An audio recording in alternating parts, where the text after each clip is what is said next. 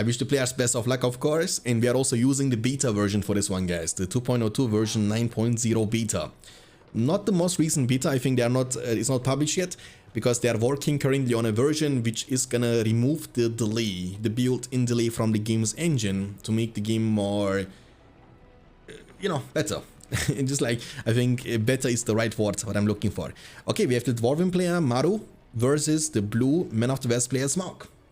I think Smaug has pre-picked the Man of the West faction. He likes to play the Man of the West faction the most, and he will build up a barracks after the first farm. So it's very early barracks. And on the other side, we see pretty much the same stuff. So Mineshaft into the Hall of Warriors.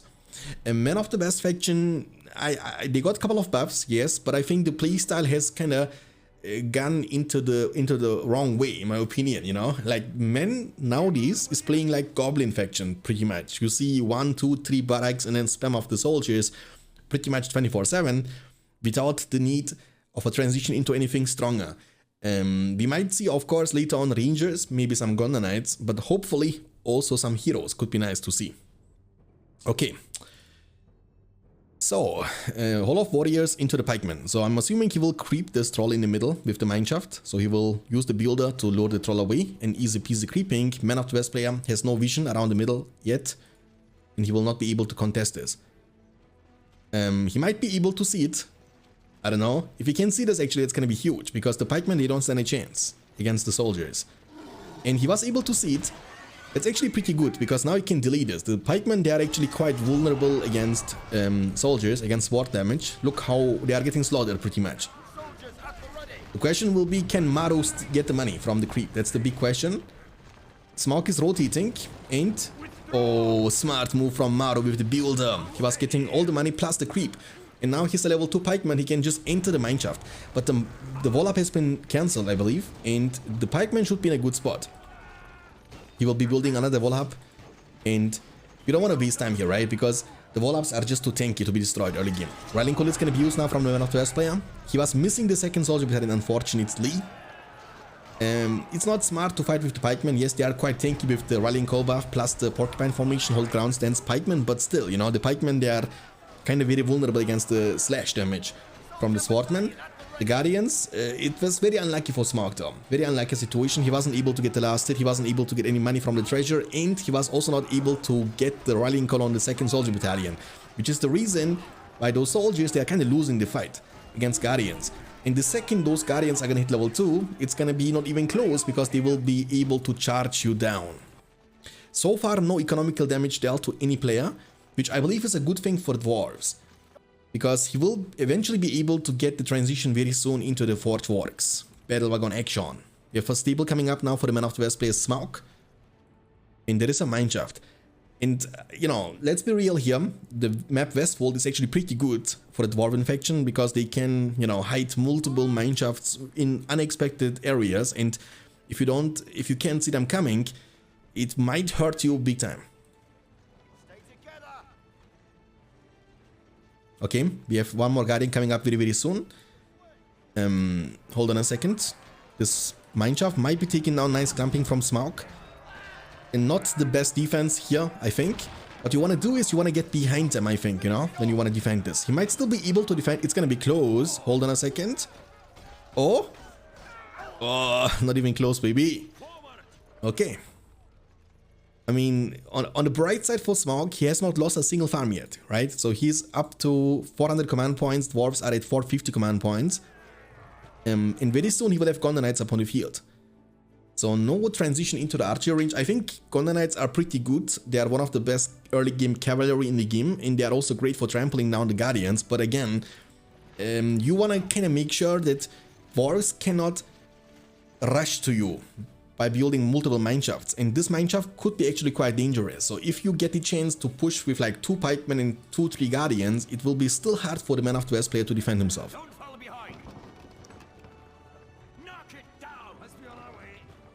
Hey Eternal, welcome.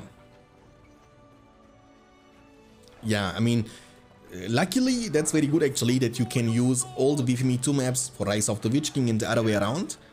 And through in the last years, I believe BFME 2 mapping community was actually a bit more active. They have made multiple new maps, and we have been also using them for the Rise of the Witch King tournaments, luckily. Okay. He has one pikeman, but he's not gonna take the fight. He's gonna just, you know, bail, escape into the mineshaft. But the builder kinda left there. Oh, he is changing his mind. The builder couldn't enter because you can only enter with like limited amount of units, you know? He's gonna commit here. Oh, trampling coming. Rallying call has been used from the Man of the West player Smoke. Fiesta fight? I don't know what's going on there, to be honest with you guys. What the heck? Oh, charging. Charge is very good in a spot like this. The Gondor Knights are gonna manage to destroy this mineshaft, but I don't think men can win this match. Or this war, at least. This battle.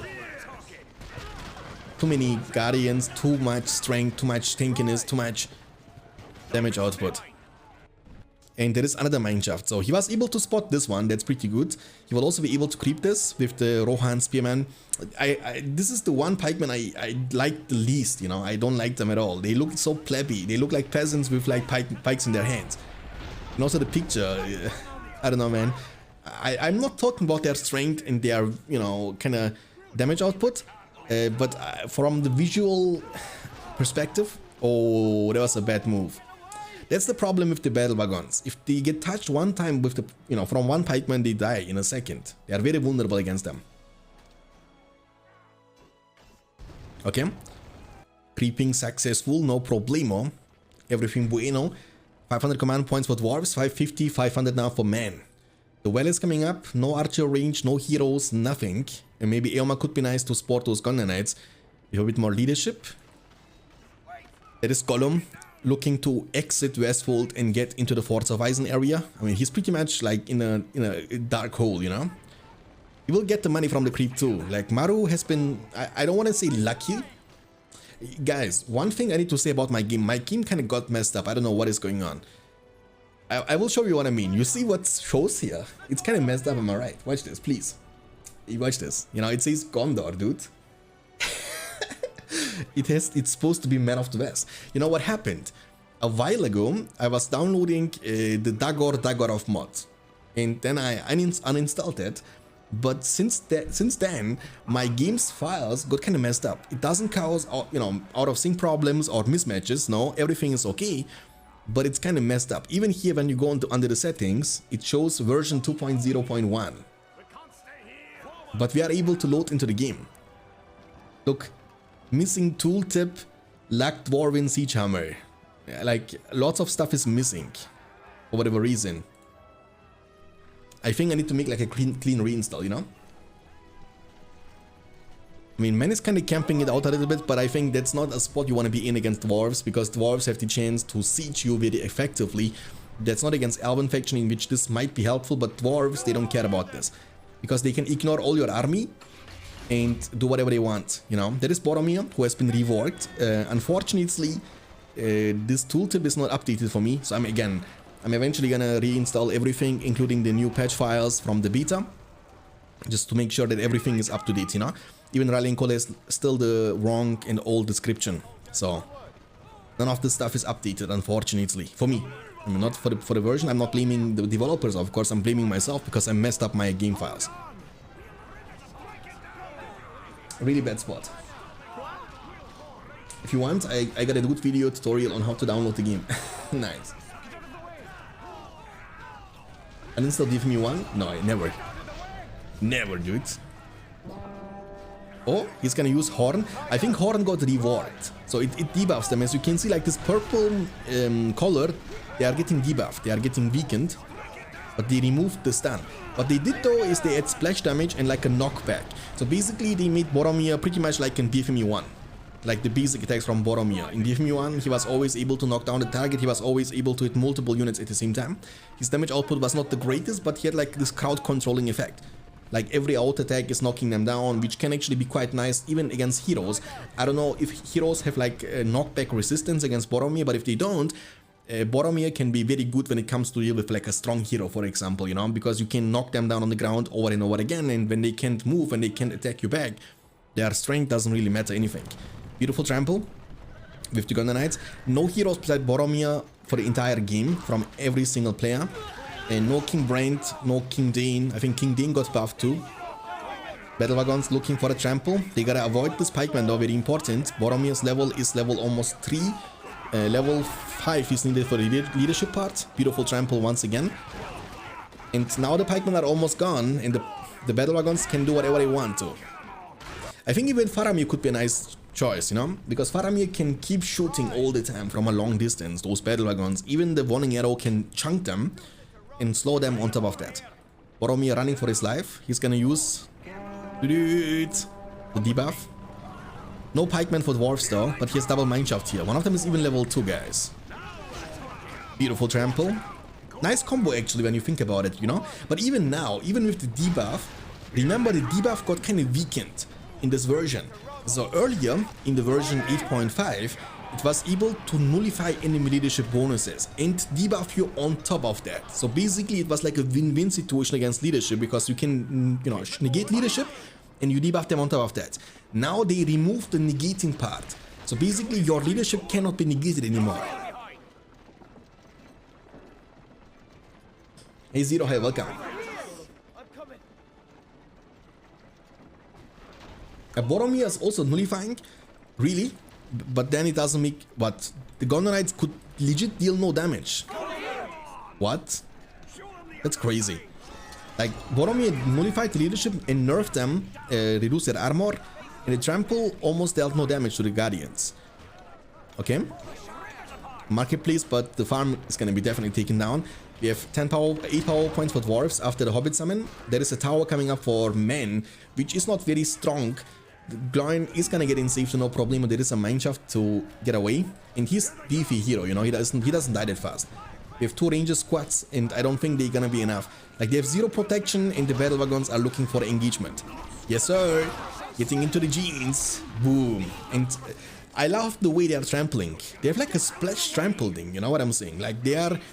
It feels like when they, for example, trample the one ranger here, they hit like everyone around them too. And it feels like their trample damage is much higher in compared to the Gondorites, for example. Boom, Goblin. The slam on your face. 850 command points for dwarves and 585 for men. You can see the command point differential is huge in this game.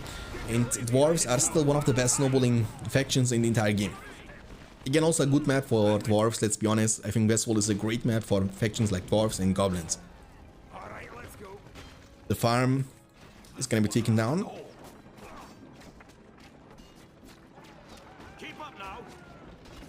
Keep up now. Yeah, dwarves got lots of love, you know, in the version, I believe, in the version 8.5 already it was, because they fixed like a lot of stuff from the mineshafts. When they get out from the mineshaft, they were almost like bugging out a little bit in many situations. It was kind of painful, and alone the bug fix was a huge buff for the Dwarven gameplay.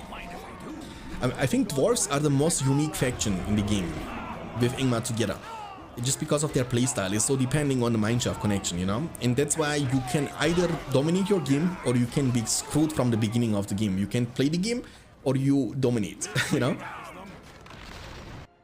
Okay, we have Eomer finally on the field, but he's only level 1, so he will definitely need some time to get levels on him. Level 4, level 3 is required for the spear throw, level 4 for the outlaw leadership. And man is really struggling to deal with this push. Maybe, I don't know, maybe tower guards could be nice, but he has only one of them. That's the problem. When you lose those high valuable units like rangers, you will get kind of messed up. Here's Tom Bombadil special summon now. Tom Bombadil, I believe, is a great choice against dwarves because he's fast enough to chase down those guardians, even, you know, dwarven heroes. They cannot really disengage from him. And Boromir, I don't know, man, like, the Boromir stun was kinda very useful for him, you know, let's be real. Like, in many situations, stun is better than debuff, because you being able to negate them from moving away was opening a lot of windows and opportunities for you. Like, wombo combo potentials let them, you know, like, for example, range of long shot plus the Boromir stun was already a very good situation, but think even further, you know, think about a late game in which you might have eventually, like, Gandalf, and then you have Gandalf, Visaplas plus the Horn of Gondor stun combination would be pretty juicy, but I don't know. I didn't see many games yet from Boromir. I cannot judge if it's gonna be a buff or nerf. On the other side, I'm also happy that man has finally now a debuff, which was always something I was wondering about why not, you know, because let's be honest, leadership doesn't stack. Man heroes have all leadership, but 0 debuff. Oh, they changed. Oh, not even close. Do out. You ain't getting me tonight, son. Here's Tom Bombadil available. Rallying Call is almost back up. 560 command points. Man is still fighting, but we have clear dominance in terms of money, map control, and also, of course, army for the Dwarven faction. He might even go for upgrades later on. He has a level 3 siege works incoming, and he's gonna definitely go for the Mithril Meal Forge Blades combination. And then I think it's gonna be rip, you know? Like, you can't damage them anymore. With leadership from the Battle Wagon, with the Mithril Meal on the Guardians, good luck damaging them, you know? They have no chance.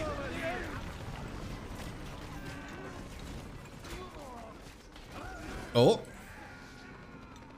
Did Boromir actually die? I heard him say, yeah, Boromir just died. Blind. Tom Bombadil couldn't save him. Look, even Tom Bombadil is getting bullied by the pikemen. Holy crap. Look, dude, the pikemen are so strong in this game, you know? They are literally countering almost everything. They have, like, of course, weaknesses too, but look at their damage against Tom Bombadil. Like, running away is not needed anymore. The pikemen literally slaughtered him. Crazy damage. Level 6 Gloin. Level 10. Huge power spike. Walls coming up for Mario too. And dwarves are preparing for a big push.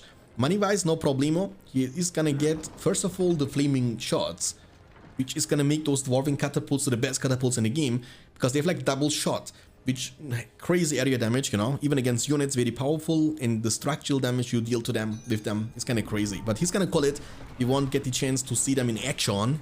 He's gonna demolish every single production building. Boom, game is over, and smoke. The dragon has been slain by King Braid. Good against evil, El Clasico. We have the blue Man of the West player Smaug versus the pink Mordor player Maru at the top left side. This is the birds map with lots of birds flying around at the bottom right area around the Man of the West faction, and not this many birds around the top left side. So Mordor has way less birds around it. 2 slaughterhouses coming up for Mordor, and on the other side we see a farm barracks opening once again, like in the previous game. I think Smaug likes the offensive playstyle at the beginning with like a very early barracks. It wasn't working out very nicely for him. I think it's like a coin flip in many situations. Like the commitment to contest the creeping in the middle of the map on the map Westfold was kind of going not in Smaug's favor. It was going pretty much downhill from there, you know. Like couple of plays you want to commit on can literally decide the outcome of the game, and I think the commitment to the troll layer in the beginning of the last game was one of the most deciding factors of the game number 1. Maru, sorry. Pikeman opening, so he will creep, I believe. He might creep this one, or he might even creep this one. I think creeping this one is better, to be honest with you. It's a bit risky, but it's better. Because what will happen is if you creep this one, right, and you go for a soldier, then you need to go first of all the way to this area, right, to this area. Then you need to creep this and then walk all the way to this area again, which is time consuming. But if you send them straight forward to this location, by the time your soldier is coming, you can group them in the middle and push with the one soldier and pikeman. I think you need to be time efficient at the beginning. Of course, it's risky to creep this. It might be contested, but it's a high risk, high reward kind of thing. You have a tavern opening, which is a brand new building added to the beta, which was not existing before in Rise of the Witch King. And he will recruit some Corsairs of Umbar, the pirate pack. And we have another soldier coming. So what is the plan from the Man of the West player though? Like, this is not where the opponent is. Like, you don't need to go to this location, there is no opponent. You need to move to the top left. And I think pretty much the same situation. If you want to shut down Mordor, you need to deal economical damage early.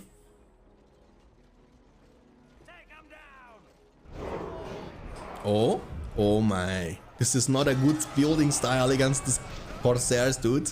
They are able to deal damage to both the buildings. Actually, their damage output is kind of nutty, dude. What the heck? Pretty nice damage, man. Like, 2 of them would have been able to destroy the barracks and the farm at the same time.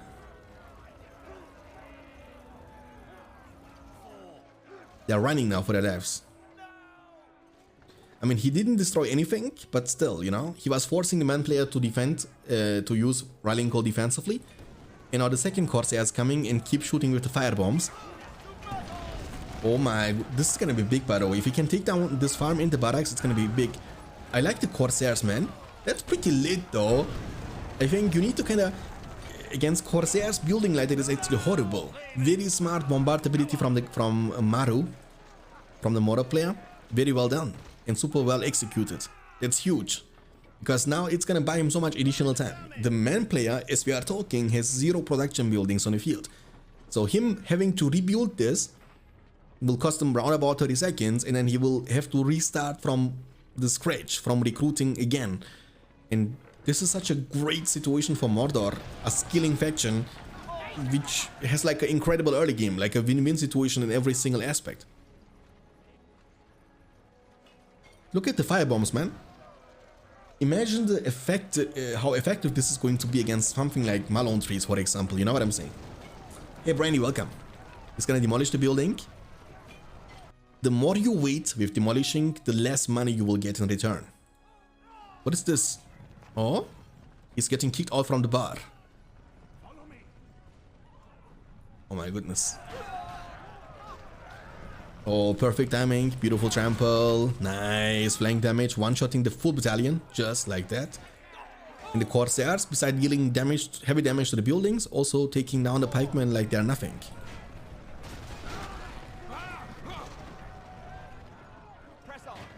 You need round about 4 tramples to destroy those Corsairs. 4 tramples it takes. Maybe even 5. Interesting. Okay, more Corsairs are being recruited. Easterlings to protect them against Gondonites. I think it's a huge thing. This alone, I believe, is a huge buff for the Mordor faction. Because imagine, it was almost impossible earlier, and it was just not efficient enough to recruit ever Corsairs. Because you have to build your Haradrim Palace, and you gotta get it to level 2, right? To recruit them. Now, this alone opens such a big opportunity for your early game. You can start with the building like he did. You can go for the Orc Pits standard opening, you can go for Haradrim Palace for the Easterlings, Haradrim Lancers, or you can now build your Tavern, which I believe is a huge buff for the Mordor faction, which already was a very strong faction, let's be real. I think Mordor wasn't a bad faction to begin with. Always in a very strong state, and I think that's gonna make them even stronger now in the upcoming matches, in the upcoming, you know, tournaments. Early stream, yes sir.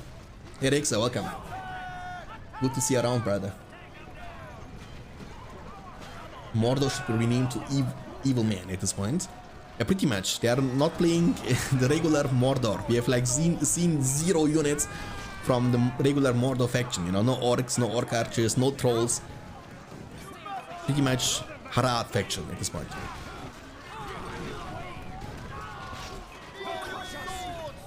Draw your swords! Dude, the firebombs on the ground are actually melting those units.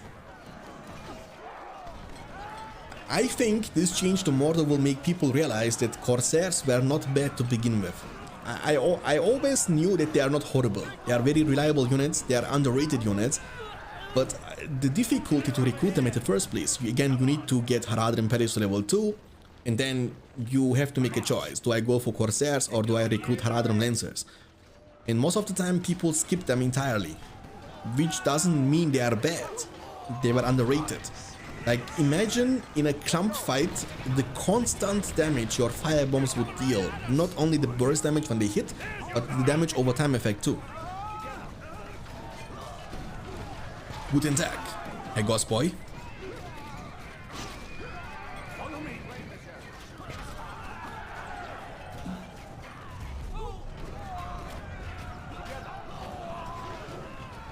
It's kind of massacre, dude.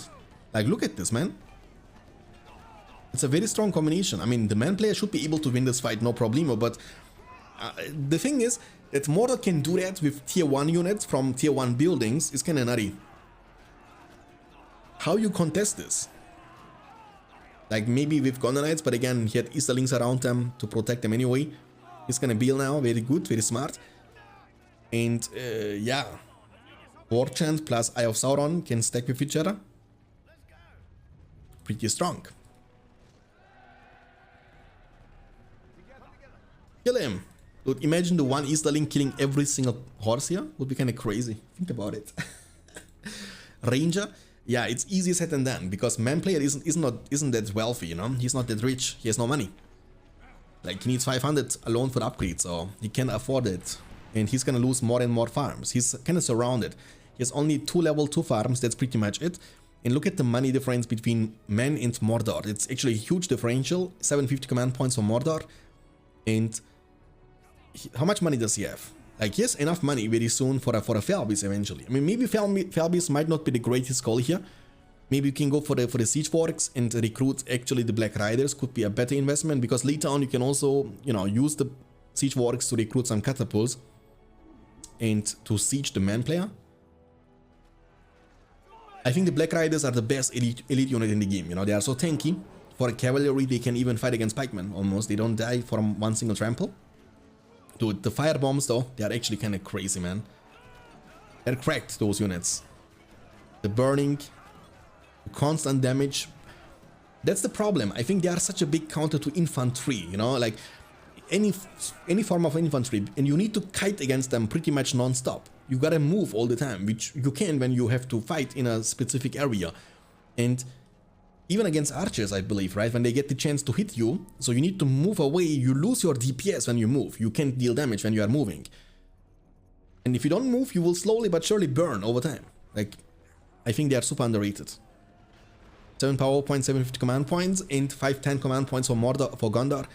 He went for a Lone Tower special summon somewhere there, and still doesn't have the money for level 2 archer range yet. I mean, he has almost the money for it. You gotta go for it, but I think he can't. It's not about the money all alone. I think it's not time efficient. He needs to recruit more units at this point, you know? This army won't be enough to defend himself for a long time. The man player is going for the Mûmakil pan. I think most of the Mûmakils got buffed this patch. So I think they are cheaper or they are a bit more tanky. I don't know what the buff exactly was, but I've read something about the Mûmakil change. It was a buff. So they are definitely more reliable. The thing about Mordor is Mordor has too many options, you know what I'm saying? And none of them is weak, in my opinion. Like, Mûmakils are not weak by all means. But it's not like Mordor doesn't rely on them, doesn't have to recruit them to be strong, you know what I'm saying? Yoma?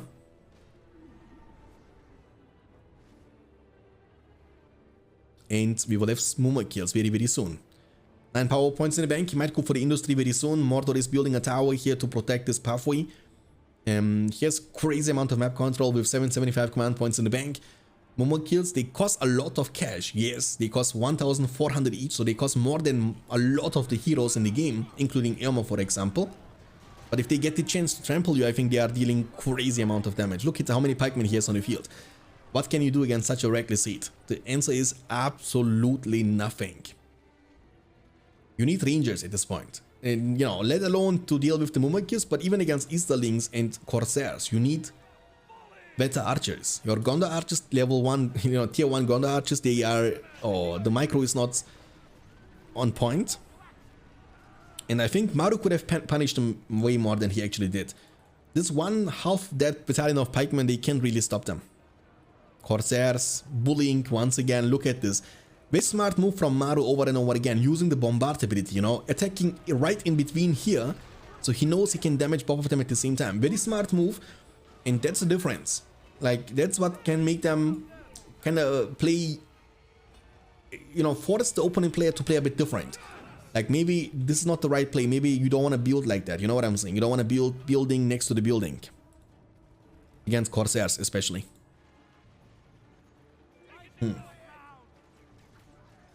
I want to become a Mûmakil when I grow up.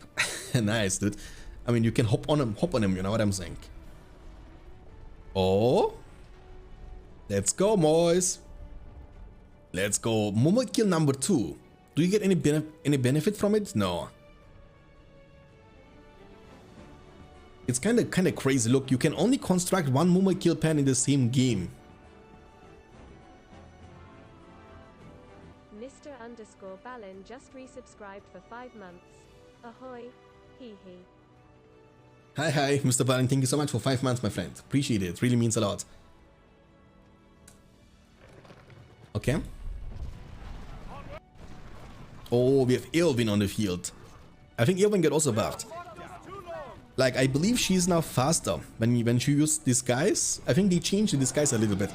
If I remember correctly, what they did to the disguise is when you use disguise, the first attack after you reveal yourself, you deal bonus damage.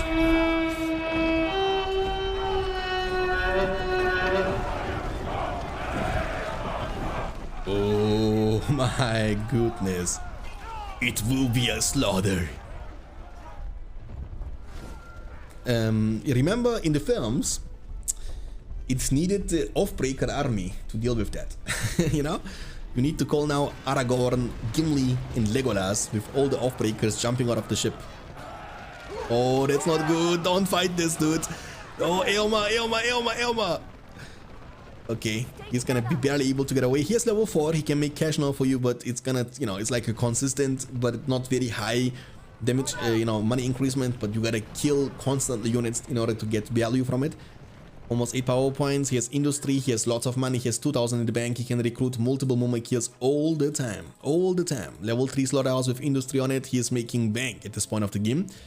And the good thing about the Mûmakils is they can also deal damage to buildings, so they are quite tanky. I think you need to kind of have either a lot of archers on the field, or you want him to trample your pikemen down. But your pikemen, they are getting kind of outranged by the Mûmakil. The Mûmakil is like a very weird auto-attack range, right? So when he stays here, he can attack units from here, for example. So the pikemen on the other side, they have like way shorter attack, you know, range. And most of the time, you can't even reach out to the Mûmakil. And Mûmakil can crush you. I mean, if he tramples you, yes, you will deal bonus damage, but he doesn't have to do that. But the tower is surprisingly tanky against Mûmakils though. I was expecting way more damage. He needs like 5 hits to destroy one single tower. Do you have rebuilds? I would have gone for it actually. I would have gone for rebuild at this point. But it's too late. Okay, he's gonna call it. Like, he's surrounded by Mûmakils. More of them are coming. Eomer is trying his best to destroy him like in the films. Spear throw him or something. I think Eomer has been sniped or kinda got stepped on from the Mûmakil. The Gondonites, they are kinda tickling. Look. Sometimes the charge attack is kinda buggy. When you charge, you kinda are slow for whatever reason. Spear throw him. Take this, pew, like in the films, boys. Eomer, the Mûmakil Slayer. And GG well played. 2-0 for Maru. Okay, boys, so we have the Mordor player Smaug versus the Goblin player Maru. This time on a beautiful map, Firian deal. This map is looking like that. Pretty nice, pretty standard size. It's not a big map, it's not a small map either. I think it's just like perfect, you know what I'm saying? That's like what she said. 2 tunnels into the Goblin Cave. On the other side, we see 2 slaughterhouses into the Orc Pits opening. So, okay. So this time, it's actually not the Tavern opening. And Smaug is changing his faction finally from the Man of the West faction into the Mordor faction. And he's saying, we play Forts of Eisen next, please. That's the problem. Smaug wants to play Forts of Eisen, but Maru doesn't want to play that. You know, Maru is against Forts of Eisen. I can understand why, after having to play eventually thousands of games on the same map, but you gotta play at least one single time on Forts of Eisen, you know what I mean? It's like the classical map. Okay, so Goblin Cave into the second Goblin Cave. It's gonna be either the era of the Goblin Warriors or the era of the Orc Warriors. One or the other. Orc Pits number 2 is coming up. Yeah, that's the problem, I believe, right? The Goblin Warriors, yes, they are stronger than Orcs, but they are also more expensive than Orcs. And not only about the money, it's about the command points too. So 40 command points, and the Orcs, they cost you only 30 command points. That's a huge differential, especially early game. When you have not that high command points, you can actually have like multiple additional Orc Warriors in compared to the Goblin Warriors from your opponent when you have the same command points. But keep in mind that Goblins, when it's only about the command points, they can just invest a couple of 100 resources on their expansions. For 200 resources each, they can get those burrow expansions, and every single one of them is increasing your command points dramatically. Like, you get a huge boost of that. They are very cheap, efficient, and the Goblin expansions around the fortress, even towers for example, they can build in like 2 seconds. They have the fastest speed of construction from every single faction in the game. So when you, for example, are being attacked by the eagles from the summon of the elves and your fortress is being under attack, you can build those arrow tower expansions in like 2 seconds, you know, like 5 of them.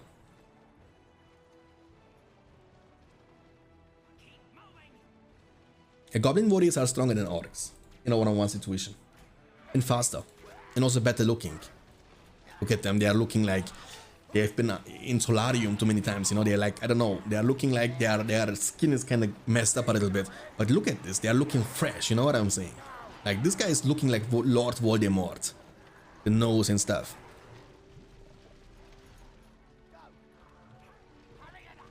Hurry it up. A bit more defensive early game.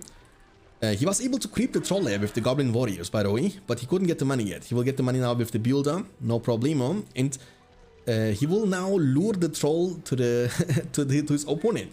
Very smart move. I've seen this move actually multiple times in BFME 2 back in the day. I think it was one of the first games I was casting in the version 1.0.9 in BFME 2 a while ago, a couple of years ago. And Archangel, one of the BFME 2 experts, used to do that a lot. And the thing is, the trolls from the lairs in BFME 2 are way more powerful in compared to the trolls of Rise of the Witch King. So a troll can even take down a fortress in like 5 seconds. And it's not only about the troll being stronger, but also it's about the buildings being way weaker. You know, you can literally take down a fortress in like 3 seconds in this game. Every building is made of paper. Very, very weak. Hey, Angel, welcome.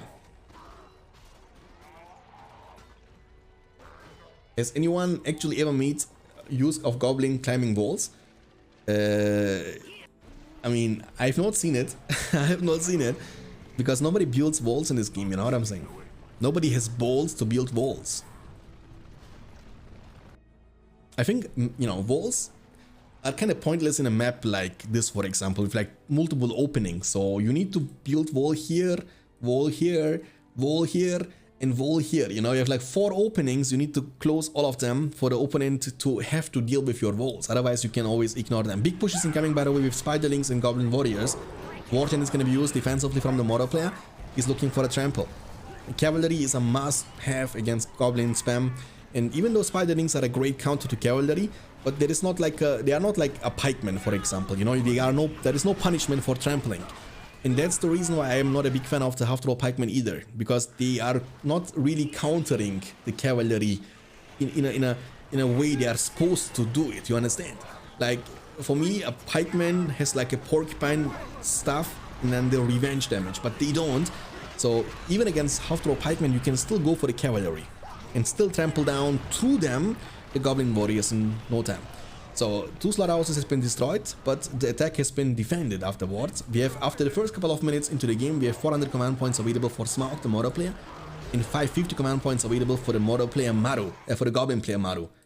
Spider Pit level 2 for the Spider Riders. I think they also got a buff in this patch. Their trample damage has been increased. Oh, the builder. Uh-oh. Okay. Hold on. Oh, that's minus 300, by the way. Hey, wake up. Oh, okay, that's like the worst case scenario, boy. That's like really, really bad, though. I mean, that's very unfortunate. Like losing your builder in your building construction. You lose pretty much 800 gold.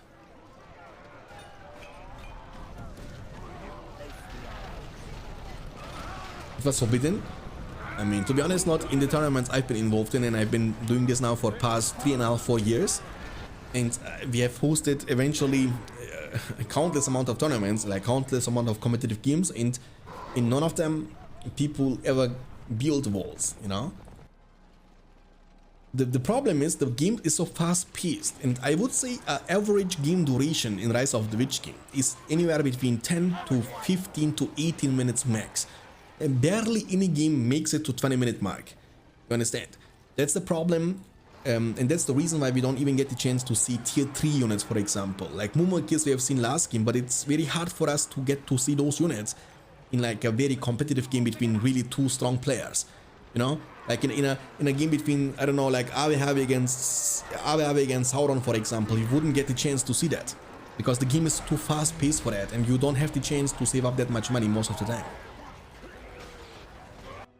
Those games are most likely spamming units all the time until you get advantage and then push to win, you know?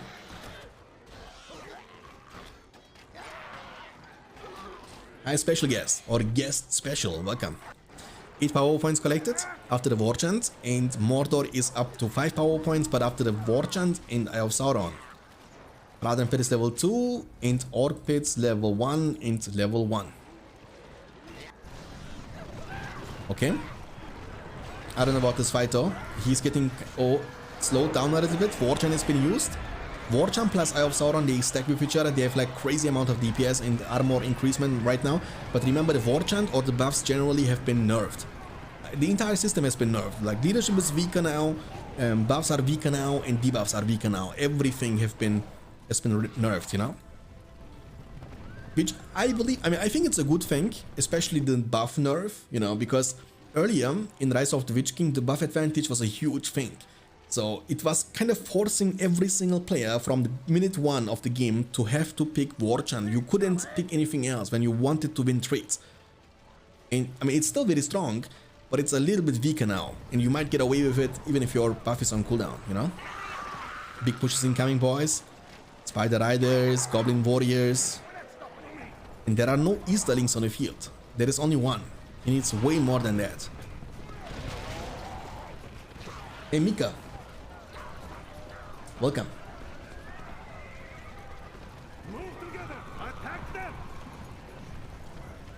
Okay. Beautiful trample.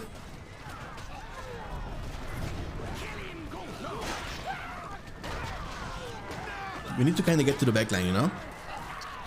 And goblins are kind of pretty much untouched, you know what I'm saying? Like level 2 tunnel here, level 2 tunnel here, level 2 tunnel here. Like super rich. Spider allies summon. Oh, that's gonna hurt. Oh, this is gonna hurt big time. There is only one single level 2 Slaughterhouse left, and he's about to lose that. And he's gonna drop down to almost 250 command points very soon. And the good, like, there is a thing, right? When you summon units in this game, you don't lose anything when you feed them to your opponent. They don't give any experience, nor do they give any power points. So you can just run them down. You don't care. It's not, they are temporarily on the field. You don't control them for eternity, and even if you lose them, it doesn't really matter anything. Your opponent does get nothing from it. So that's why the summons are so powerful in this game. Even, I mean, that makes them even more powerful than they already are. Like a Rohirrim summon later on, you can deal so much damage to the economy, for example. You can take down the fortress, you can destroy heroes, you can destroy eventually 8 resource buildings. There is a Nazgûl on the field. And I'm actually curious about the Spider Ride, but they have the poison arrows on cooldown. Boom. That's the problem. I think the buff they did to the Spider Riders or to the Goblin Archers as well is the poison arrow damage against flyers. Like, this might be the turning point. Even though I believe the Goblins have such a huge advantage at this point of the game, they have like more than double the command points, that it should not be a problem to deal with only one flying hero, because he can just, you know, exactly, he can just recruit multiple Goblin Archers, and then there is only one dude you gotta kill.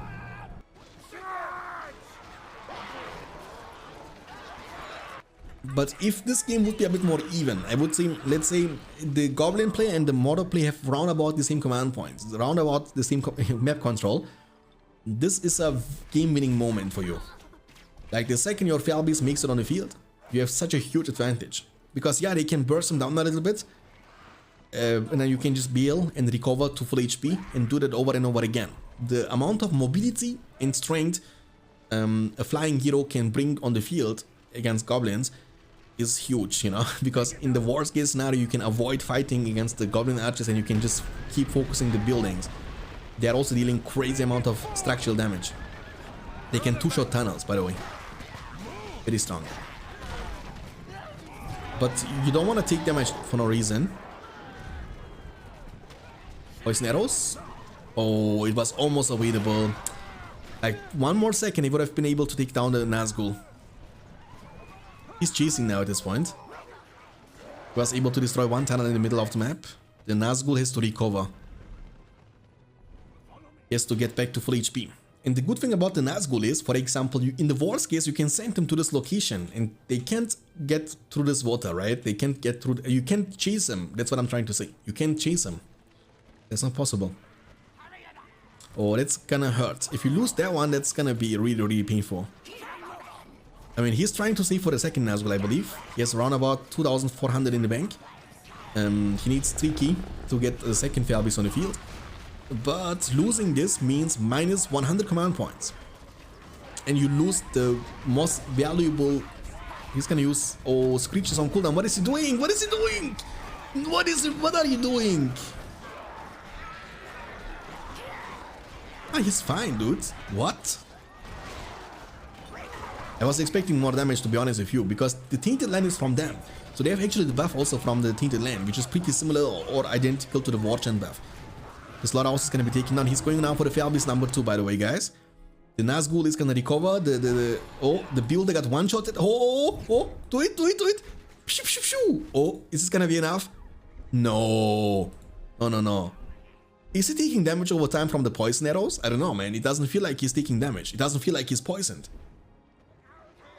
Okay. Imagine you sitting on 350 command points and this guy is sitting on 900 command points. Imagine turning this game somehow around. I don't think it's gonna be possible, but imagine that for a single second. Like, you see, it's already rough to deal with one flying hero. Imagine you have 3 of them. You understand? You have 2 Fairbeasts and a Witch King on Fairbeast too. So basically 3 big counters, you know, to the Goblin playstyle.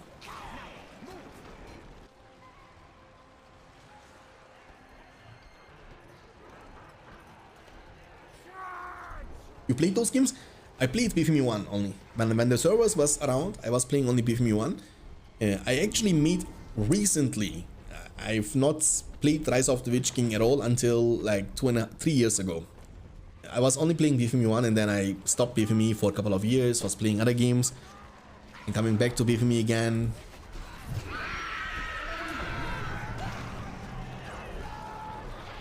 Oh my.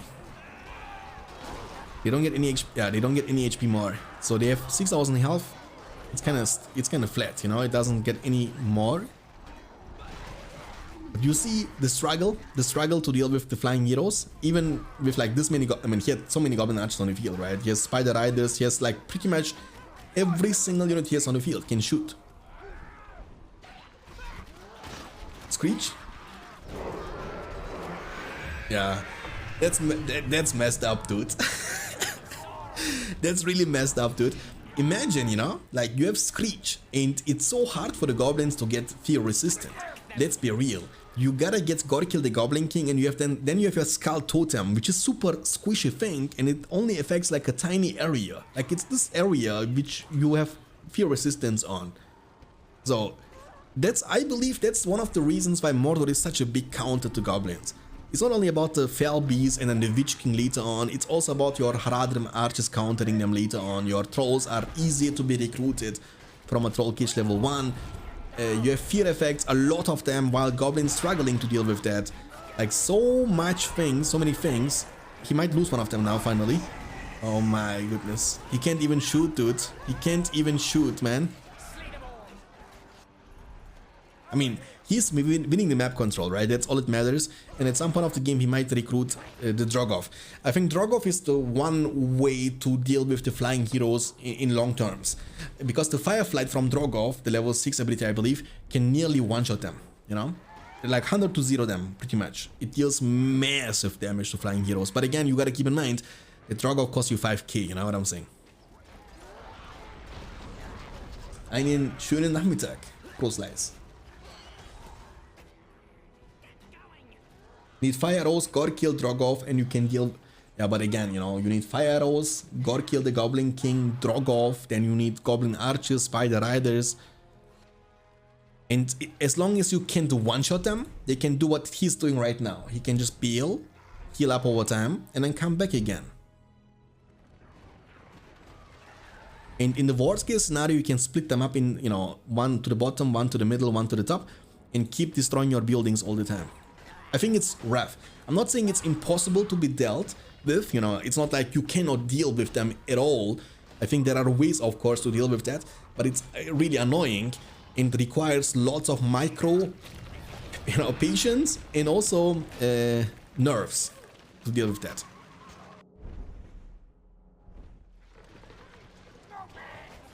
Okay, big commitment though. I mean, the thing about the situation is Mordor is out of the game, let's be real here. Mordor is playing like with 350 command points pretty much the past 5 minutes, and only the Nazgûls are keeping him somewhat alive. The fear effects are kind of messing him up big time though. Like, the fear effects are messing him up so much, man. And he has 2 of them, you know what I'm saying? He gets dismounted, he has Mouth of Sauron now. Like, he hero party from Mordor. And yeah, and that is a thing, by the way. Even, and it's like a joke, I think they fixed it, I think they nerfed this. But I've seen it. Even if you go for Drogoth, when this guy is on the field, and he has this one, the evil eye, it's wrong, by the way, it doesn't require level 10.